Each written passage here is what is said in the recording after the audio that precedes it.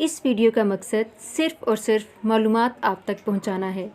नाम की शख्सियात पर गहरे असरात मुरतब होते हैं और हमने इन असरात को मद्देनज़र रख कर मालूमात इकट्ठी की हैं और ये मालूमात मुशाहिदात और तजुर्बात की बिना पर ली गई हैं।